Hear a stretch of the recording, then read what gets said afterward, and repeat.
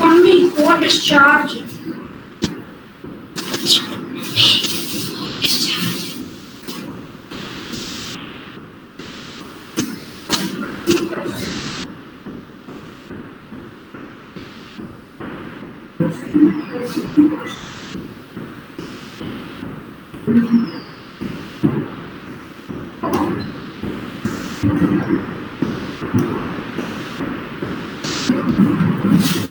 So, this is the kind of equivalent circuit for interrupt requesting, interrupt line. In fact, this circuit, what this circuit is saying is INTR is equal to INTR 1 plus INTR 2 plus INTRN.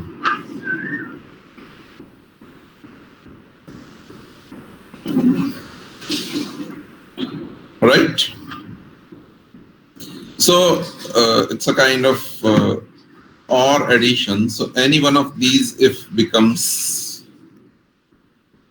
you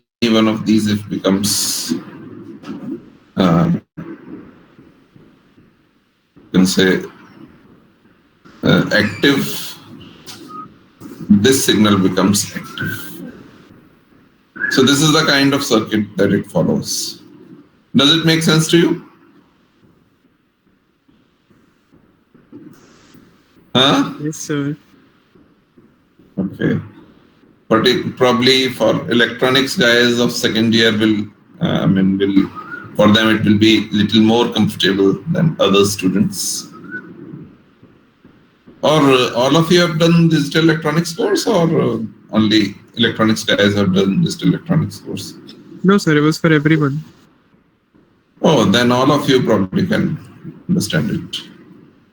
And it was not really necessary to discuss it. But fine. So now this is the basic construct of interrupt. There are few issues that has to be understood. And then there are few things within interrupt that has to be understood. So first thing is about the repetition, or you can say, suppose there is one device and this is generating some interrupt.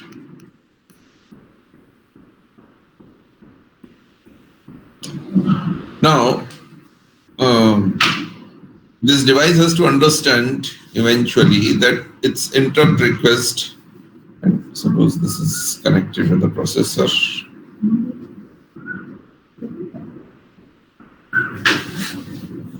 So this device, and this is a device. So this device has to understand that its interrupt request has been accepted by processor. And as long as it is not aware of this, this will keep on generating interrupt signal.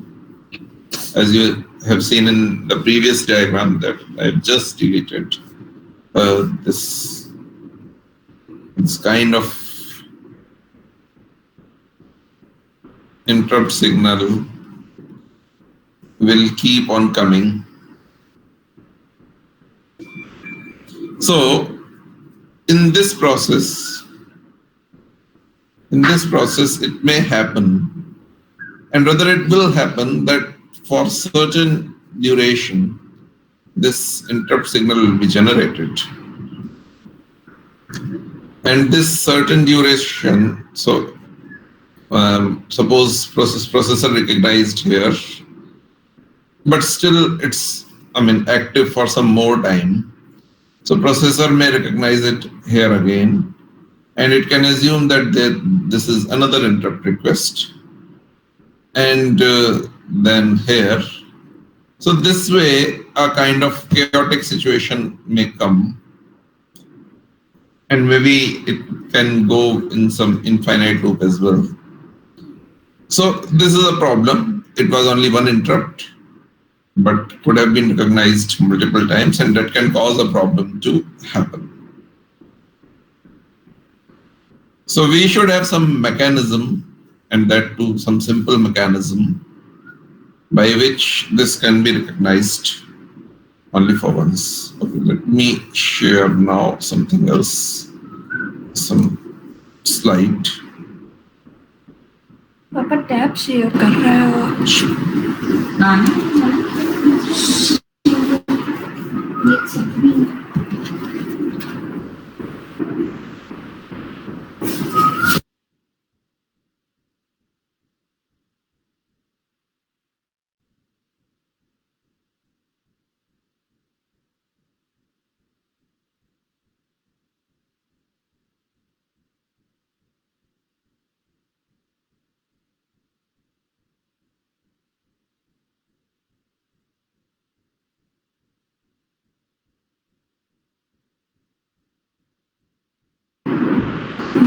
So can you see a presentation there? Sir, yes, interrupts continued. Hmm? Sir, the interrupts continued slide, yes. Yes, right, fine. We have discussed this, right? So we don't need to discuss this again. So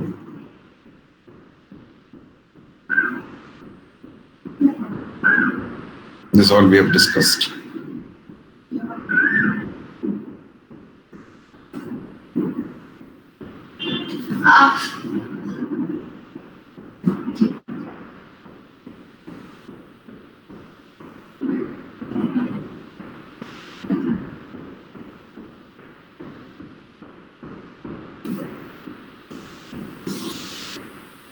So generally, processor provides the ability to enable and disable such interrupts, and there is a instruction that we call EI and DI that is mostly used for interrupt enable and interrupt disable for this purpose. But how to use this? That is one question. And is there any other way out to solve this problem? So one is, the first instruction you write EI and processor makes sure that it is not accepting any subsequent interrupts before the first line execution of interrupt service routine.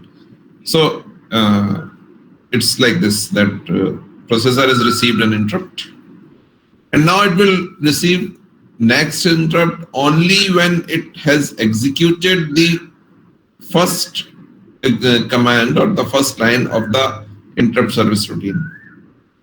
And the first line of the interrupt service routine is interrupt disable. So this DI actually makes sure that there will not be any more repetition of these interrupts that has already come. And eventually the whole interrupt service routine will be executed. And once this whole service routine will be executed, the last line will be interrupt enable. So as you can see, it is written here. First instruction of the interrupt service routine can be interrupt disable, and the last instruction of interrupt service routine can be interrupt enable. So this way, the interruption by the same device during the execution of interrupt service routine can be avoided. But there are more ways too. So another possible way is, okay, probably they are not mentioning about it. So another possible way may be there is a program status word that you copy, and in that program status word there is a bit that says about interrupt enable and interrupt disable. So as soon as you copy the program status word or the contents of the program status register to the stack, you do what? You immediately reset the interrupt enable bit of the program status register. And then because this bit is reset, so now no more interrupts can be taken. And this way also, same device cannot cause interruptions for, processor by giving more interrupts. And when you complete the interrupt service routine, you reload the earlier program status word that has got interrupt accepting bit as 1. So that will automatically be converted to 1, and now device will, keep on, the device will actually start receiving this interrupt business. And then there is a third mechanism. So interrupt will only come as the leading edge of the signal. So that means, it means like this.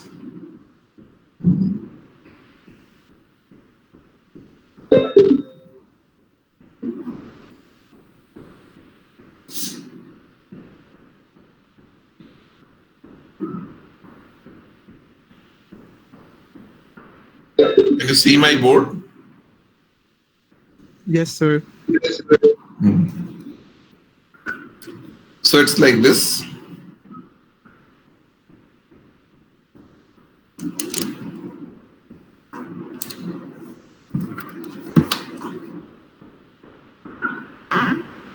Sorry.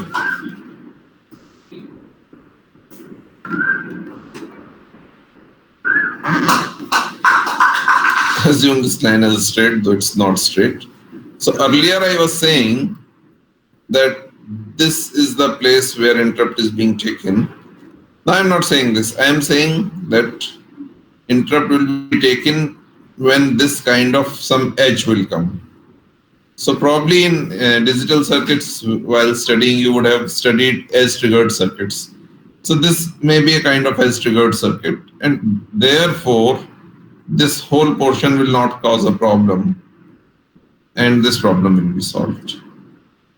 Right? Sir, could you rename what So there are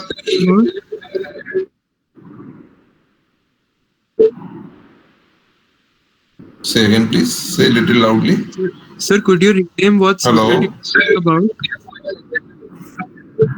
Okay, so I was talking about the circuit. Still, I was talking about the circuit only. No. The name. You said we might have studied the digital electronics and circuit. Edge-triggered, sir. Edge-triggered. Right. Okay. You must have studied Yes, sir. We studied that. edge-triggered and label-triggered. Right. Remember? So if you are using edge-triggered for this problem automatically goes off. Does it make sense? Yes, sir. Does it make sense? So now let's move on to another idea where, so far we are talking about only one device who is causing interrupt, and there are multiple interruptions that is being caused because of this device. Now let's talk about another idea where there are more than one devices and how to handle interrupts because of that device. Can you see my slide?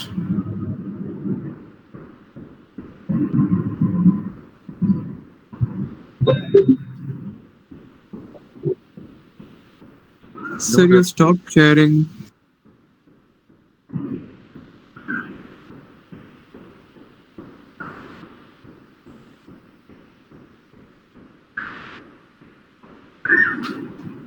Now? Yes, sir. Yes, sir.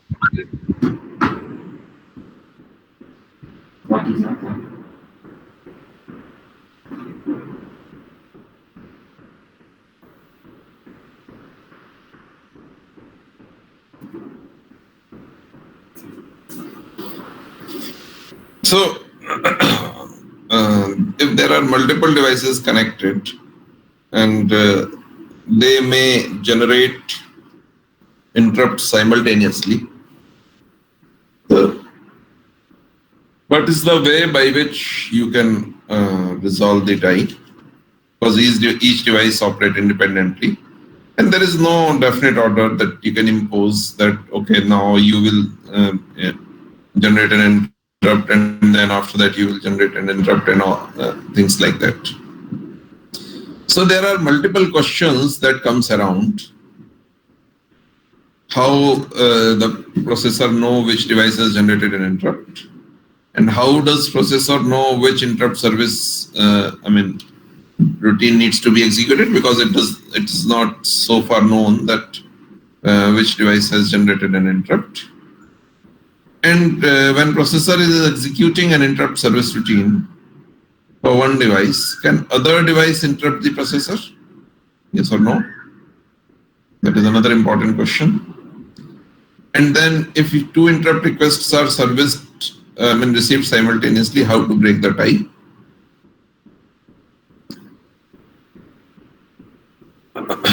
Fine. So these are few important questions that need to be answered while talking about multiple devices. So there is something called polling. Have you heard word polling before? In fact, there are 2 or 3 ways to solve this problem as well. So first is by polling. So do you know what is polling? No, sir. You know that, right? It's not that you don't know.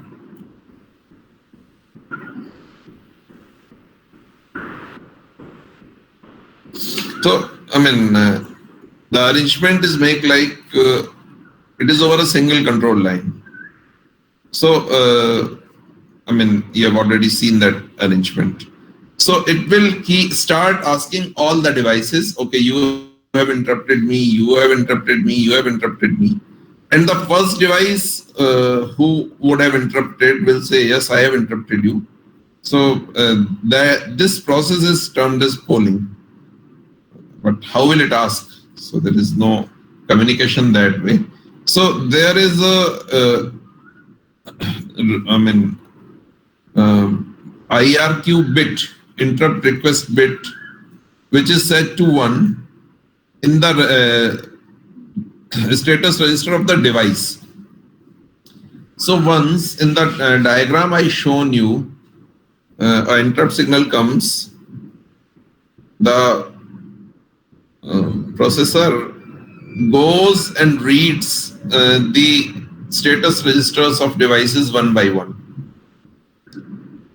And the first device where it reads IRQ bit as 1, it understands that, okay, this particular device has requested an interrupt and it has to be serviced. And once it knows that it has to be serviced, it runs the corresponding interrupt service routine and executes the required interrupt. Make sense? Is it okay?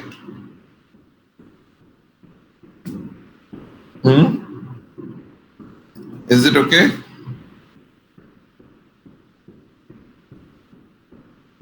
Do you understand this, what I'm saying?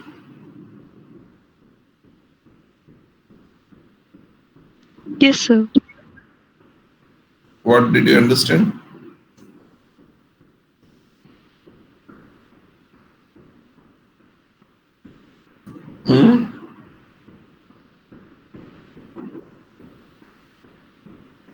Can somebody tell me what I meant by this?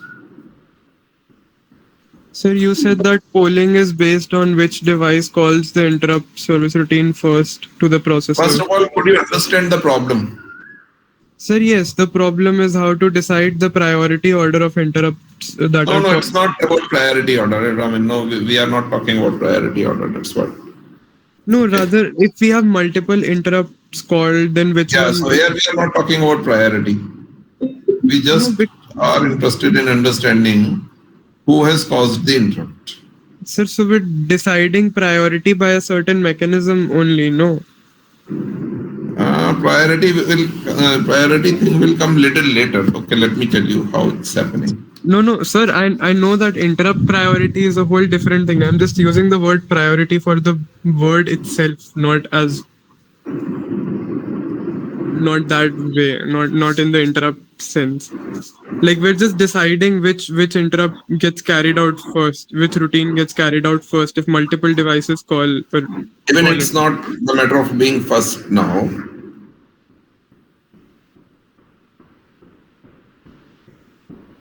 I've shown you this circuit, right? And then there are boxes. I'm not showing internal diagram because you already know that. Sorry.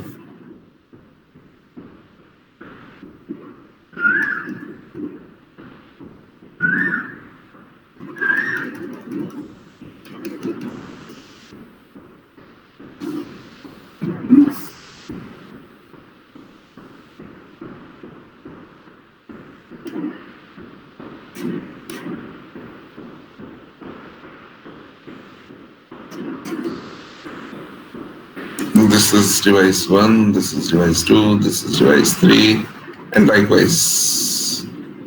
Not likewise, of course, I mean, I'm talking about 3 devices only. So here INTR is equal to INTR1 plus INTR2 plus INTR3. Now, let's say device 2 has caused interrupt. So it will be 0 plus 1 plus 0. That will eventually become 1. Now the question is how this processor will come to know that this 1 has come because of 0 plus 1 plus 0 or has come because of 1 plus 0 plus 0 or 0 plus 0 plus 1. This is the basic question that we are trying to understand first. Right? Yes, sir. Okay. So now it will go to device 1. It will read its program status, its status word. If it will find IRQ bit as 1, it will understand that this has caused an interrupt, and it will start the ISR for this. If it is 0, it will go to this. It will read IRQ for this. If it is 1, and in this case this is 1, this will be executed and the problem is solved. Now there is another problem that if it is 0 plus 1 plus 1, in that case also this mechanism will work because this will be read first and therefore this will be executed first. Even if this and this guy have been requested interrupt simultaneously, this will be executed first. So in a way, I am also resolving tie. Not only I am able to understand that who has caused an interrupt, I am also able to resolve tie. Right? Getting my point?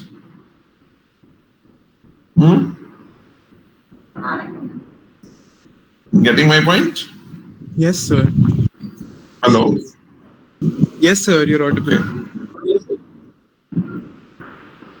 So now another question is that will come. Okay, so polling mechanism is fine, but what is the problem with polling mechanism? Sir, it's slow. So polling mechanism is time consuming because here processor is supposed to read all the status bits of the devices, and let's say there are 15 status devices, 15 devices, and 15th device caused interrupt. You have to read all the way 15 status words, and then only you'll come to know that okay, this guy has caused an interrupt, and then you have to do it like this, right?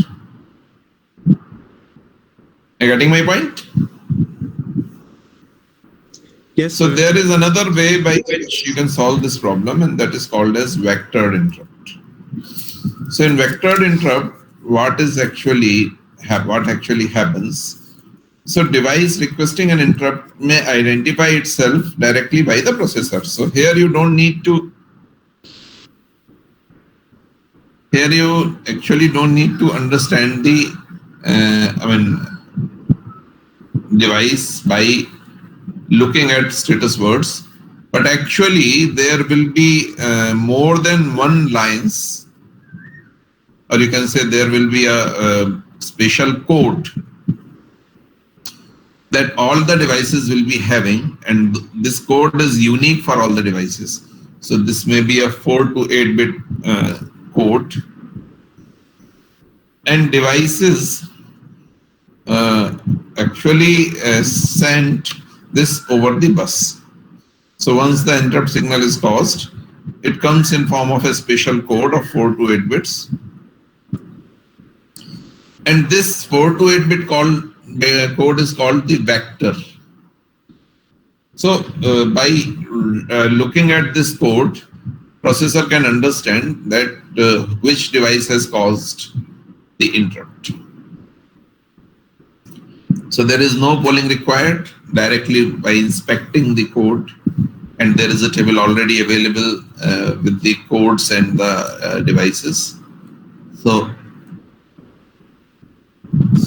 One it more can time. understand. Vector. Can you repeat vector method once more? So earlier there was a signal coming, that was INTR signal. Now the INTR signal is coming in form of a 4 to 8 bit code. So that signal is coming and you are receiving 4 to 8 bit code, depending on the processor. And this 4 to 8 bit code is unique for all the devices. So just by looking at the code, processor can understand which device has caused an interrupt. So because of this, the interrupt can be identified from the device, and there is no confusion who has caused an interrupt. In a random system, if we connect a new device, does it create a 4-digit code for itself? Processor will assign that. So processor will assign that, and it will make an entry to its table where all the vectors are actually written. But there is something more that makes it more useful. So this, after identifying what device has caused interrupt, what is to be done? The interrupt service routine of the corresponding device has to be executed. And these interrupt service routines of the devices will be stored at different places. When I say different places, I mean that the places starting with the different starting addresses. So once you, your cursor reaches to the starting address of a interrupt service routine, rest everything is already taken care of. This will execute completely and it will halt and it will go back. So this code supplied by the device, it can be used to represent the part of a starting address of the interrupt service routine. So once you receive a code, you don't even need to go to a table, but you just have to add the reminder of the address. So maybe you can have a range of memory where you have put in all the interrupt service routines. So you just need to put the part of your memory range along with this, and you are done. So you just have to go to that address and execute whatsoever is there. So this way, device is not only able to identify itself, but also you don't need to do any listing or any tabulation for interrupt service routines. This is actually directly getting to interrupt service routine in automatic way. So this particular idea is termed as vectored interrupt. Sir, but when we attach like the first step of the interrupt service routine, the first address that we need for execution, would that be the same every time? Like, wouldn't that change every time? Can you say a little loudly? Sir, wouldn't the first address to be executed in the interrupt service routine, wouldn't that change every time? Yeah, that will change every time. That's what I'm saying. Okay. Oh, no, for a particular device, it will not change. It will only change from device to device. Right?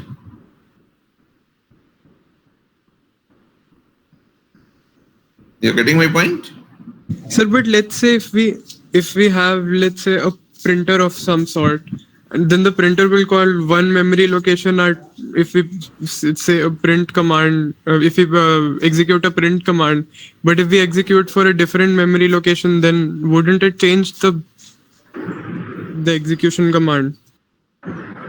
How will it change? I could not understand. What an interrupt service routine is doing. Interrupt service routine is actually, so, okay, now I got a point. So probably what you are saying is all the time interrupt service routine is actually, coming up with a different memory address that has to be printed. So it should have a different interrupt service routine. Is that what you're saying? Yes, sir. No, no. So that thing will be taken care of by interrupt service routine itself.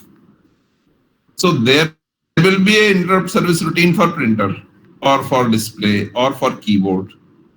What is written in that interrupt service routine, so it will be calling some further subroutines and that will be taking care of that.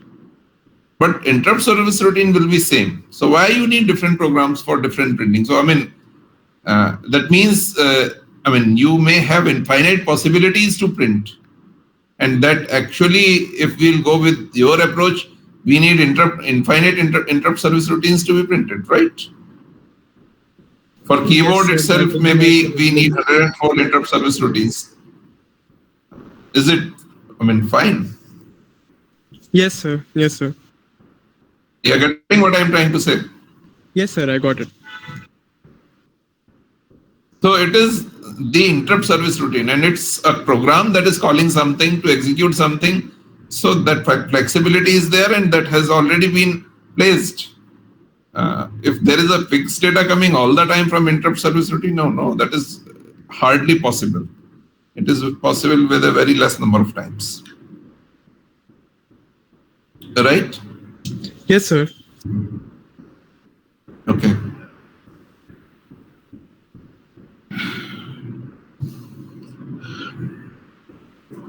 Now, when multiple devices are connected,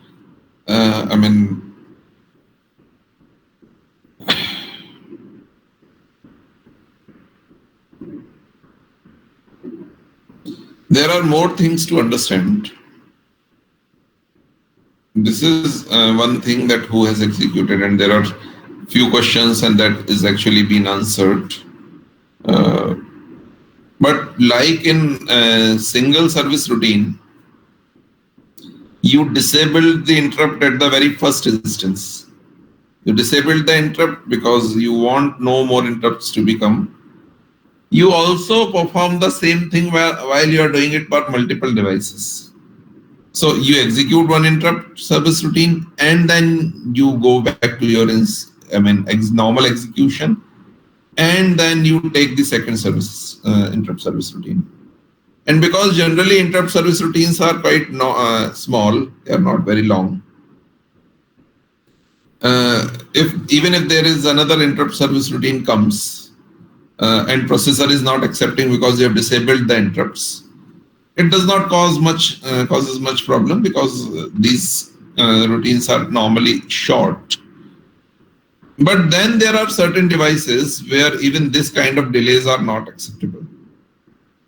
So then we need to have some kind of arrangement where even if some interrupt service routine is being executed, some high priority thing comes, then you have to accept that.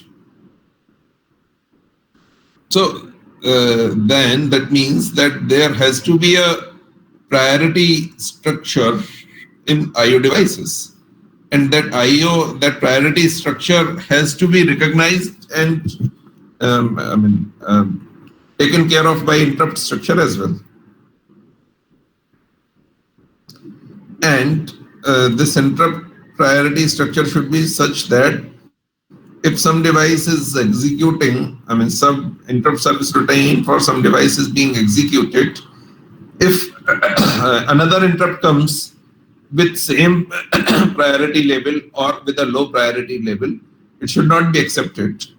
While if it is with a higher priority level coming, it should be accepting this.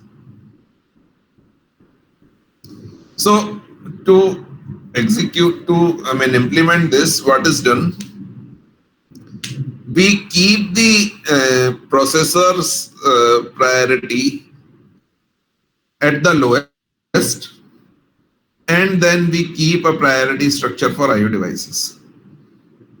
So whenever a device makes an interrupt and processor starts its execution, the priority level of the processor is upgraded to the priority of the device that whose ISR or interrupt service routine is currently being executed.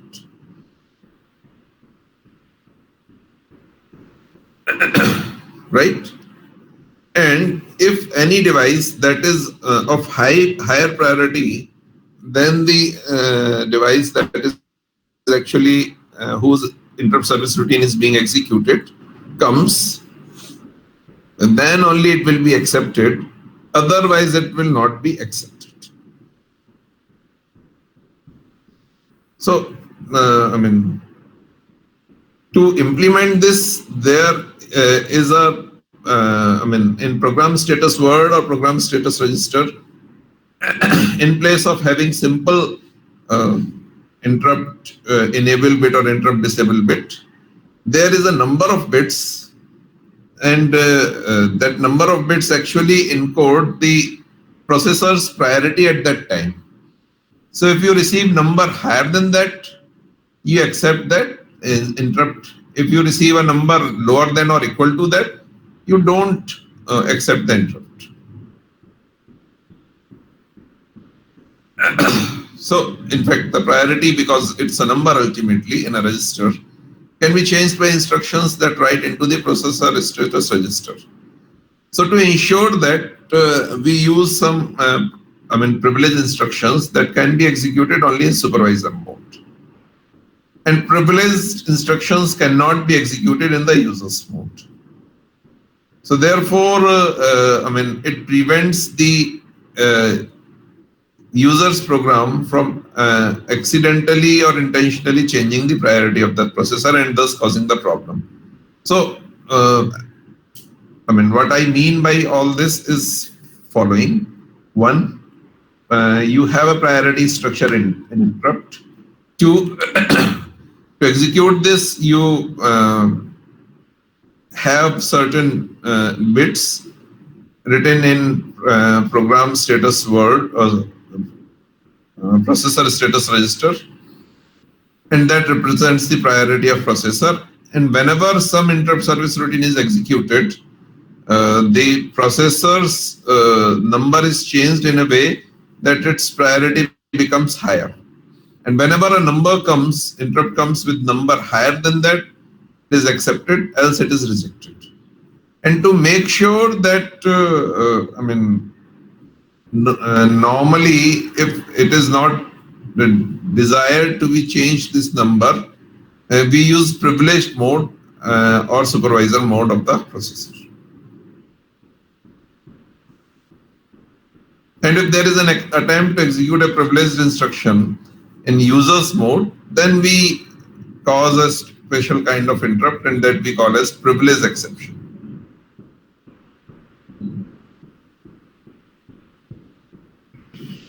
So now let me show you one figure.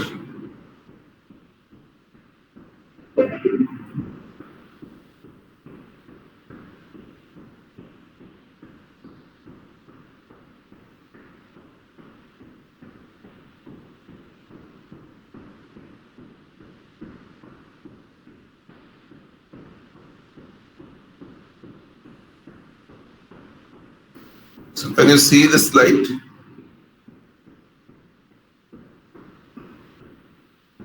Sir, yes, sir. So you can see there is a processor, and then there are different devices connected to it. And there are INTR line and INTA line. So INTR is interrupt request line and INTA is interrupt acknowledgement line. So interrupt acknowledgement tells you that, okay, your interrupt has been accepted. So you can see that each interrupt request line is assigned a different priority level. So, I mean, while arbitration, this priority levels are important. And interrupts or requests received over these lines over a priority arbitration circuit in the processor. So which ensures that which priority it has. And if interrupt request has higher priority level than the priority of processor, then the request is accepted. But actually we have discussed about it. Make sense? Yes, sir.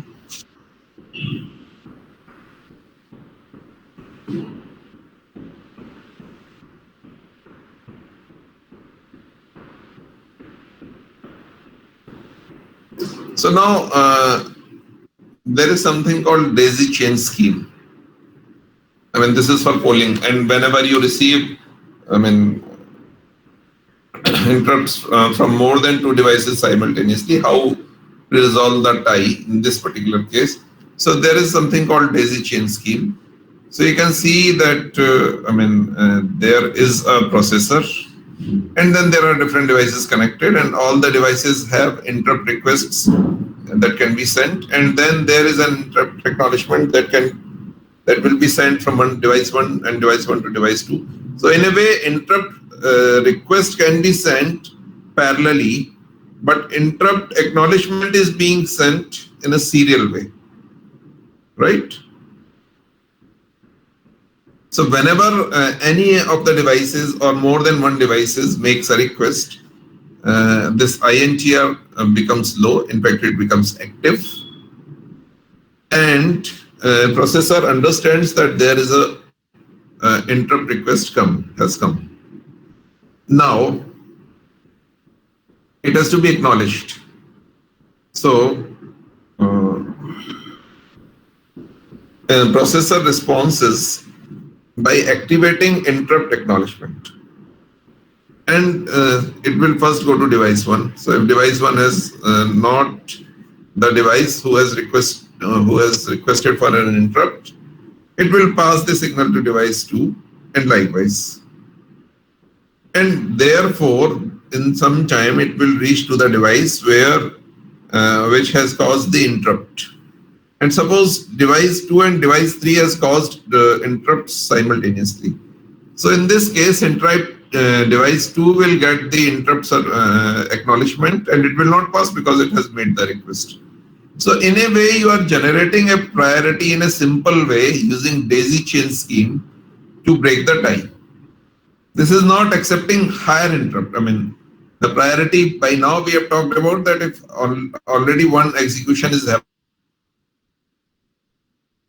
happening, will the other execution be accepted or not? Here we are talking about something different. Here we are saying that how to break the tie. And in that, electrically, the one who is the closest to the processor will be actually,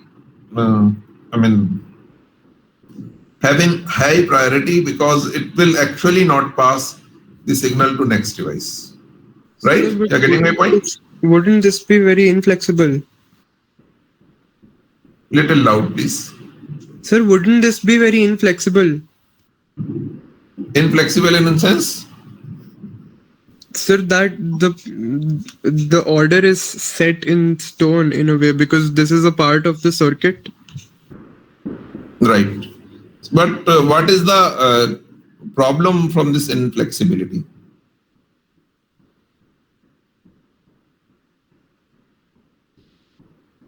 Sir, like what if we want another device to perform the operation first? Like if a certain device is... No, I mean, this is just breaking the ties, right? Yes, and sir. Ties are not happening quite regularly. That is one thing. And another thing, while connecting, you are making sure that the devices that are more important should should be connected first,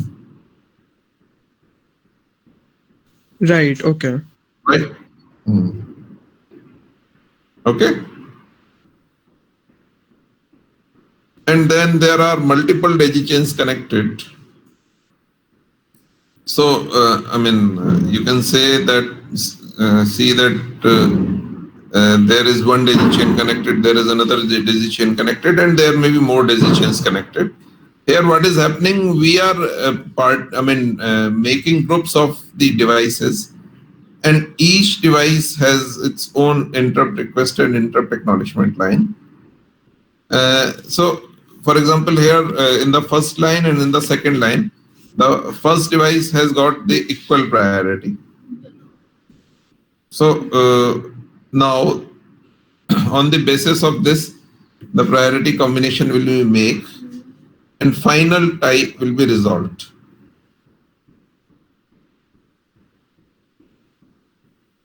Right. So this is little more comprehensive diagram.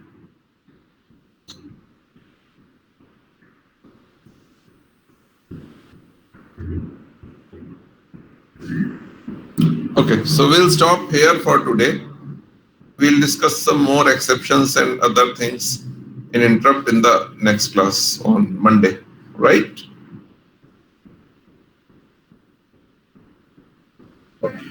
Is it okay?